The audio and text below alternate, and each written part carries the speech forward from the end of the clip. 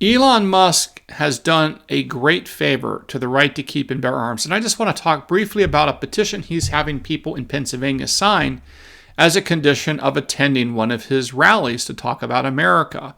This is very important for our right to keep and bear arms because it influences in a positive way something we probably don't talk enough about, and that is our culture. Our culture. So let's talk about that when we get back. Hey folks, I'm Mark Smith, host of the Four Boxes Diner, proud American gun owner, constitutional attorney, member of the United States Supreme Court Bar, and author of Israel Disarmed, What the 10/7 Attacks on Israel by Hamas Teaches Americans About the Right to Keep and Bear Arms. Check it out on Amazon. All right, so for those of you who may not be following this carefully, we obviously have a presidential election coming up in a few weeks. This is going to come down to about 7 swing states. Some of those swing states includes Michigan, Wisconsin, and Pennsylvania. Now, in the state of Pennsylvania, Commonwealth of Pennsylvania, the multi-billionaire Elon Musk, who is the owner of X, which is the former Twitter, also owns SpaceX, and also owns Tesla, among other things. Elon Musk has been very supportive of President Trump and people that view free markets, freedom, the right to free speech under the First Amendment, the right to bear arms under the Second Amendment. He has been viewing these things to be extremely important, as well as they are. So I bring this up because I want to flag something very important, and that is, as part of these sort of town halls that Elon Musk has been doing in Pennsylvania to talk about the state of America and the importance of the election and the importance of registering to vote, a precondition of applying to attend one of these events is that you have to sign a very, very short petition. But what's important is what the petition says. You have to sign off on the following. And the petition reads, quote, "The First and Second Amendments guarantee freedom of speech and the right to bear arms. By signing below, I am pledging my support for the First and Second Amendments." That is very good news, folks, because it helps influence in a positive way something we don't talk a lot about, and that is America's culture. Now, for many, hundreds of years really, American culture was well understood in all quarters to be a private gun ownership, self-defense oriented gun culture. And what I mean by that is it was certainly a gun culture. Guns were ubiquitous. Everyone had guns. Their children had guns. You shot guns in the Boy Scouts. You had civilian marksmanship programs, and so on and so on. Moreover, if you turned on the television, you would see people using guns every night. But it wasn't just a gun culture. We've talked about this a little bit before. America is not a simple gun culture. What do I mean by that? We're not just a gun culture. We're a particular and unique type of gun culture, a better version of a gun culture than many other countries that have guns, for example.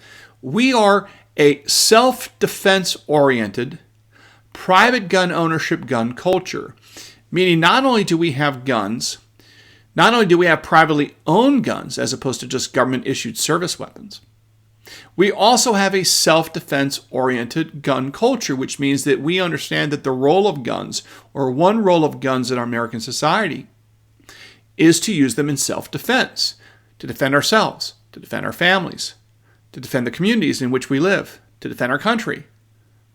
Something the Founding Fathers understood, which is why they put in the Second Amendment a codification of the pre-existing right of self-defense and the pre-existing right to keep and bear arms.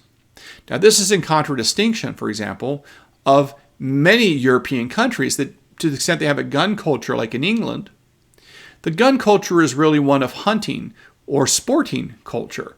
So you can have guns, but you're not allowed to use them for self-defense because their gun culture, to the extent they have one, is about sporting, fun, shooting things for fun.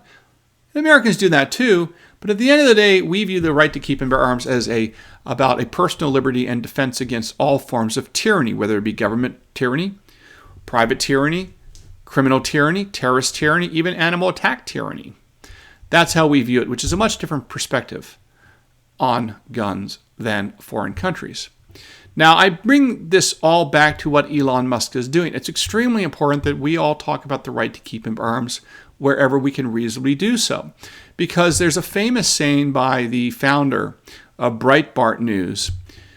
Man's name you probably well know is Andrew Breitbart, who's no longer with us. He died, unfortunately, many years ago. Andrew Breitbart had a very famous saying that goes like that: politics is downstream from culture. Politics is downstream from culture. And what he meant by that is our Americans' values, our culture, what we learned, the stories that we learned, the lessons that we gleaned from popular culture, whether it be from pop songs, from movies, from television shows, from the books we read, whatever it is. Basically, inject in American culture a series of values and understandings and considerations and a shared theme of stories of what is a hero and what is a villain, for example.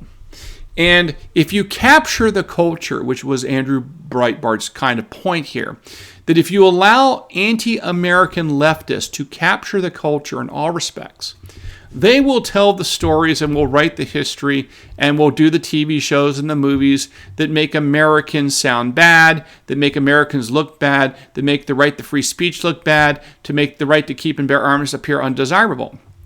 Now, this is what's been going on. It has been going on in Hollywood, and I'm happy to report, of course, I don't think they're doing very well financially. So I bring this back to the Elon Musk point. The fact that Elon Musk is insisting upon that people sign a petition that guarantees the right to freedom of speech and the right to bear arms is very important because it's reminding people about our Second Amendment.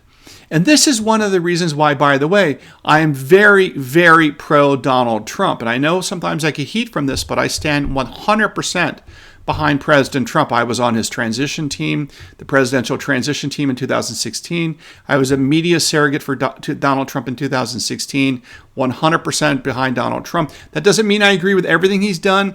I think there are mistakes that he's made. I think he's learned from those mistakes. And by the way, there is no perfect person that will agree with everything I think and do except me, right? I'm the only one that agrees with myself. So I'm never going to find a politician that is exactly Mark Smith, and you're not going to find a politician that is exactly you. But with that said, I think when it comes to the Second Amendment, there's something that Donald Trump did that made him, and I've said that he's the most important and best Second Amendment advocate as a president that we've had in our history.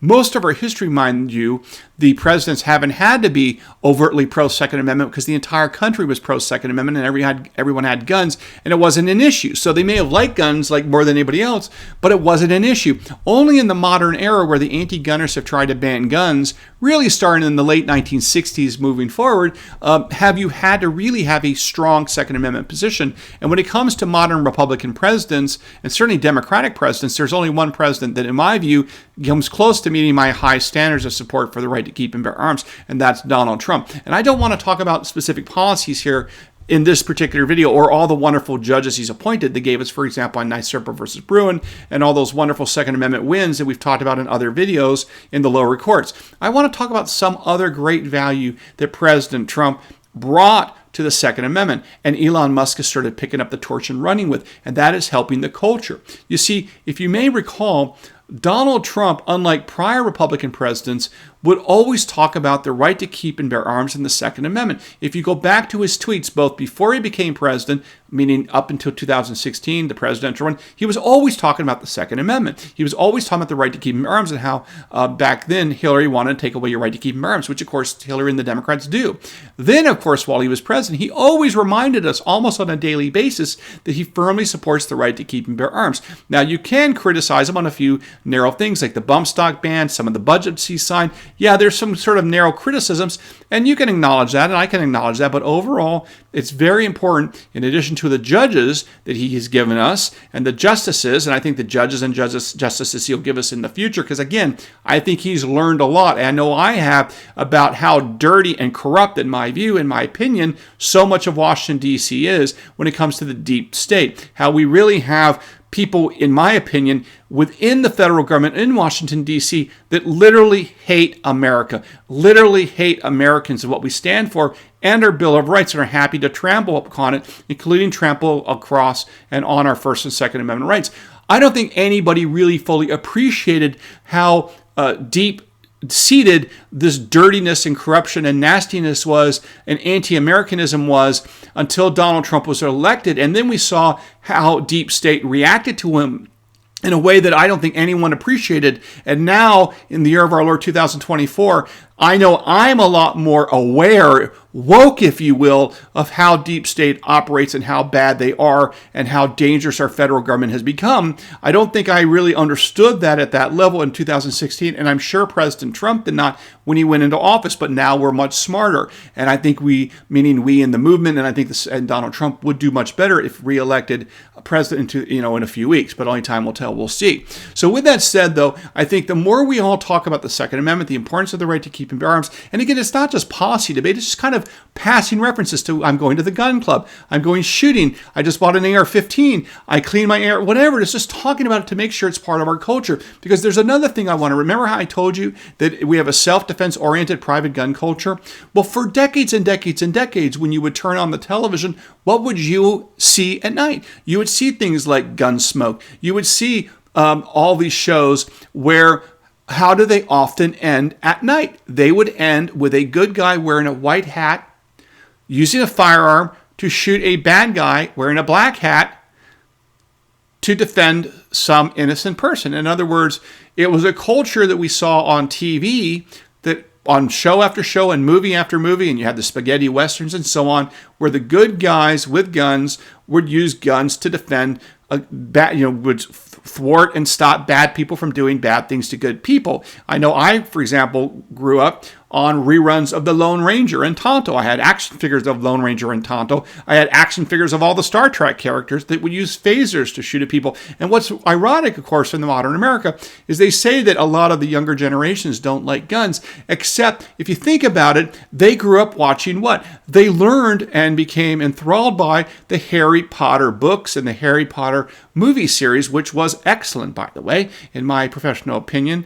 We don't need to get into my experience as an art critic. That's a whole different world. But the bottom line is they did a great job on those movies. But really, if you think about it, what was one of the constant themes in the Harry Potter books and the Harry Potter movies was that someone with a wand who was good and not pure, but was a good guy with a wand, could stop bad people with wands from doing bad things to good people. Again, the Harry Potter versus Voldemort fight was essentially the classic heroic story arc of a good guy with a gun, except in Harry Potter it was a good guy with a wand, fighting off a bad guy with a gun, except in Harry Potter it was a bad guy with a wand, i.e. Voldemort. And again, even the Harry Potter generation that is supposedly more anti-gun than other generations literally grew up learning the importance of a self-defense instrument, their wands, today guns, but it's the same metaphorical thing, right? Using that to do good for society, to protect yourself, to protect your friends, to protect your community of Hogwarts in that case,